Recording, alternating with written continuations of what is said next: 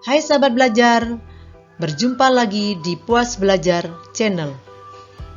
Kali ini akan dibahas mengenai soal-soal logika matematika. Mari simak contoh berikut ini. Oke, kita simak contoh yang pertama ya. Dari argumentasi berikut, jika ibu tidak pergi, maka adik senang. Jika adik senang, maka dia tersenyum. Kesimpulan yang sah dari pernyataan tersebut adalah, kita bahas ya. Kita pisahkan dulu sebagai premis pertama. Ini sebagai premis pertama ya. Jadi premis pertama itu adalah jika ibu tidak pergi maka adik senang. Nah, ini kita misalkan ibu tidak pergi sebagai P. Adik senang kita misalkan sebagai Q. Berikutnya, premis kedua. Nah, ini premis kedua ya. Jika adik senang, maka dia tersenyum. Nah, tadi sudah kita misalkan ya. Adik senang itu adalah Q. Dia tersenyum, kita misalkan sebagai R. Oke, menurut hukum silogisme, premis pertama biasanya ditulis dalam matematika. Jika P maka Q, itu dibaca ya, jika P maka Q. Premis kedua, jika Q maka R. Nah, ini jika Q maka R. Menghasilkan konklusi. Konklusi itu sama dengan kesimpulan ya. Nah, konklusi dari dua premis ini itu adalah jika P maka R. Nah, ingat ini adalah pernyataan yang sama sehingga konklusinya di ujung depan menuju ujung belakang ya. Atau bisa juga kita mencari ekuivalennya. Ekuivalen dari jika P maka R itu setara dengan negasi dari P atau R. Nah, kesimpulan yang sah menurut konsep silogisme. Nah, ini silogisme ya. Jika P maka R. Nah, jika P-nya itu adalah jika ibu tidak pergi, maka R-nya adalah dia tersenyum. Atau bisa juga kesimpulan yang sah ekuivalen dari silogisme yaitu ini negasi P. P-nya yang mana? P-nya itu adalah ibu tidak pergi. Negasinya adalah yang bukan. Jadi tidaknya hilang ya. Ibu pergi atau, nah ini atau dibaca. Atau R-nya adalah adiknya yang tersenyum ya. Jadi kesimpulan yang sah ekuivalen dari silogisme itu adalah ibu pergi atau adik tersenyum. Kita simak contoh berikutnya. Ingkaran dari pernyataan beberapa bilangan prima adalah bilangan genap adalah, nah ingkarannya dicari sekarang. Oke, kita bahas. Ingat kembali ingkaran pernyataan berkuantor. Jadi ingkaran ini di simbol ingkaran ya. Ingkaran semua A adalah B itu adalah beberapa. Beberapa A bukan atau tidak B ya.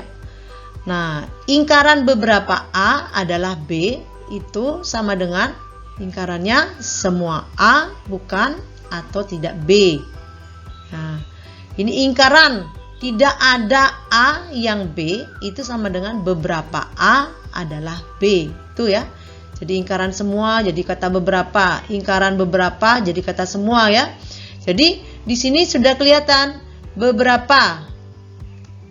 Nah, di ingkarannya ingkaran dari beberapa semua ya.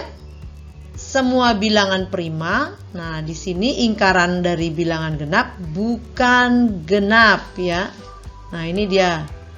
Yang kena yang ini ya. Nah, semua bilangan prima bukan bilangan genap. Jadi ingkarannya adalah semua bilangan prima bukan bilangan genap.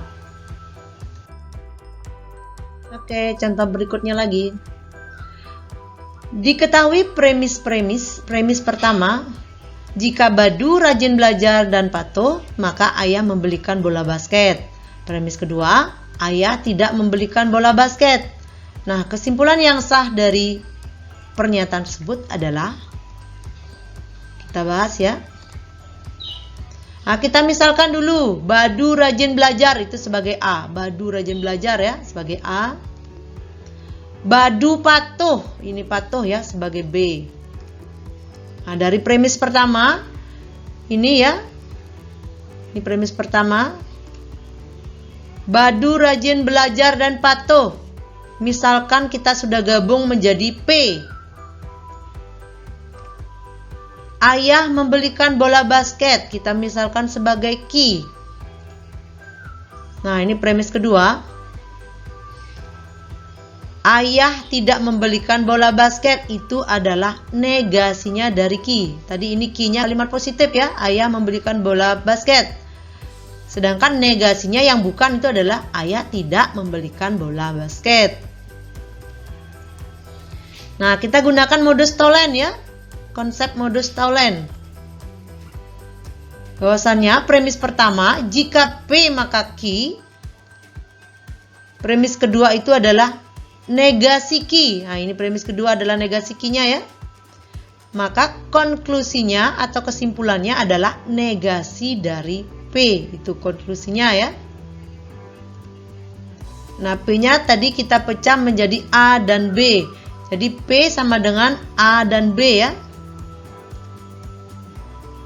Nah, negasi dari P itu sama dengan negasi dari A dan B. Nah, ini simbol dan dia jika di logika matematika, sehingga menghasilkan negasi A atau negasi B. Ini menurut hukum De Morgan ya. Nah, jadi kesimpulan yang sah adalah, nah ini negasi A. A-nya yang mana? Badu rajin belajar. Jadi negasinya Badu tidak rajin belajar. Atau ya, negasi dari B. B-nya yang mana? Badu patuh. Jadi negasinya Badu tidak patuh. Nah, kesimpulan yang sah, Badu tidak rajin belajar atau Badu tidak patuh. Oke, contoh berikutnya lagi. Perhatikan premis-premis berikut. Yang pertama, jika kita bersungguh-sungguh maka kita akan berhasil. Yang kedua, jika kita akan berhasil maka kita tidak akan kecewa. Negasi dari kesimpulan kedua premis tersebut adalah, kita bahas. Nah, ini premis pertama ya. Jika kita bersungguh-sungguh maka kita akan berhasil. Nah, kita misalkan kita bersungguh-sungguh menjadi P. Kita akan berhasil. Kita misalkan menjadi Q. Premis kedua yang ini ya. Kita akan berhasil, kita misalkan sebagai Q. Nah, tadi sudah dimisalkan sebagai Q. Kita tidak akan kecewa, kita misalkan sebagai R. Nah, menurut hukum silogisme, premis pertama itu jika P maka Q. Premis kedua, jika Q maka R. Konklusinya, jika P maka R ya. Nah, karena yang dicari itu adalah negasi dari kesimpulannya, ini kesimpulannya sudah. Karena yang dicari adalah negasi, jadi negasi jika P maka R itu sama dengan P dan negasi R. Nah, jadi kesimpulan yang sah adalah P-nya itu adalah kita bersungguh-sungguh dan negasi dari R. Nah, R-nya kan kita misalkan kita tidak akan kecewa. Kalimat ini kalimat R-nya, jadi negasinya yang bukan. Nah, kata tidaknya hilang jadinya ya. Kita akan kecewa. Jadi kesimpulan yang sah adalah kita bersungguh-sungguh dan kita akan kecewa. Oke, demikianlah video pembelajaran kali ini. Jangan lupa like dan subscribe ya channel Puas Belajar. Sampai bertemu kembali di video-video berikutnya. Salam cerdas berkarakter.